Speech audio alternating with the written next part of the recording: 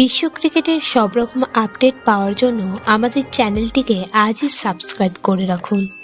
বিন্দুমাত্র লড়াই দেখা গেল না হায়দ্রাবাদের। বোলারদের দাপট ও হায়দ্রাবাদ ব্যাটারদের অসহায় মানসিকতার ফায়দা তুলল কেকেআর। আন্দ্রে রাসেল, মিচেল স্টার্কের দাপটে আগে ব্যাট করে 113 রানেই শেষ হয়ে গেছিল হায়দ্রাবাদের ইনিংস। জবাবে কেকেআর রান তুলল 10 ওভার 3 বলেই। হাতে তখনও বাকি ছিল 8 উইকেট। কম রানের পুঁজি সত্ত্বেও এদিন অর্ধশতরান করে ফেললেন ভেঙ্কাটেশ আইয়ার। মরশুমে কেকেআরের সেরা বোলার বরুণ চক্রবর্তীকে মাত্র 2 ওভার এদিন হাত ঘোরাতে হলো। আইপিএলের ইতিহাসে সবচেয়ে একপেশে ম্যাচ হলো রবিবার। শুধু সেটাই নয়, সাধারণ ক্রিকেট সমর্থকদের দৃষ্টিভঙ্গি থেকে বলাই যায় যোগ্য দলই ট্রফি জিতেছে। মৌসুমের শুরু থেকে যে দলটা ভয়ডরহীন ক্রিকেট খেলতে পেরেছে সেই দলই ট্রফি জিতল।